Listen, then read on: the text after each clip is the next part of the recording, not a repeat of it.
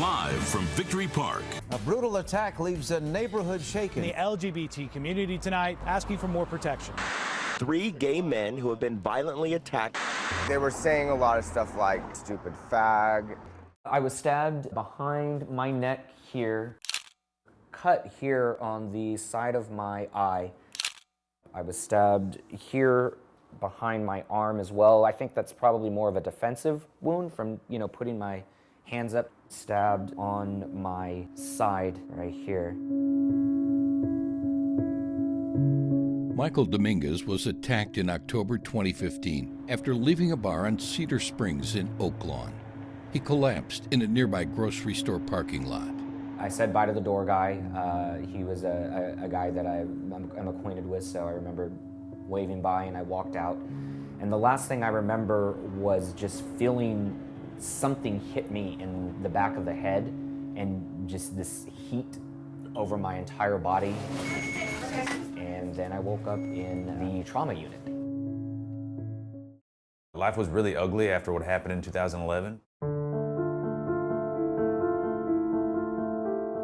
Burke Burnett was 26 years old when he was the victim of a hate crime near the East Texas town of Paris. He was beaten up, stabbed, and thrown into a fire. I had lacerations above my eyebrow right here. I had third-degree burns all up and down my arm and on both sides. I had a puncture wound in the back from either a knife or a broken beer bottle. I had a huge laceration right here.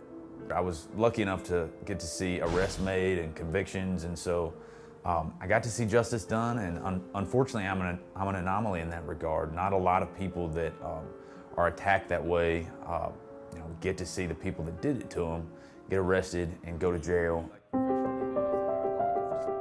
He said he was healing up, he was feeling fine. Survivors of an attack that happened in East Dallas. Now Burke and Michael are providing emotional healing to victims of violent crime with the nonprofit organization SOS, Survivors Offering Support. We offer one-on-one counseling. Burke and I act as kind of first responders to reach out to some of these people and just say, hey, it's a whirlwind right now. You're in the eye of a storm. If you need somebody to kind of help take your hand and ground you in the middle of all this crazy, we can help you through that. We offer help with their medical bills. We offer assistance with referring them to counselors. We offer assistance with how to talk to your detective, what to expect from the process, because whenever something like that happens to you, violent crime, if you're a survivor of a violent crime, you are shaken up. It's about transgender bathrooms in your child's school. In the midst of divisive rhetoric, there is an alarming increase in hate crimes in Dallas. Dallas police and the LGBT task force are stepping up security in Oak Lawn after at least 15 reported attacks against gay men. We've got lights, we've got cameras, we've got support groups in place.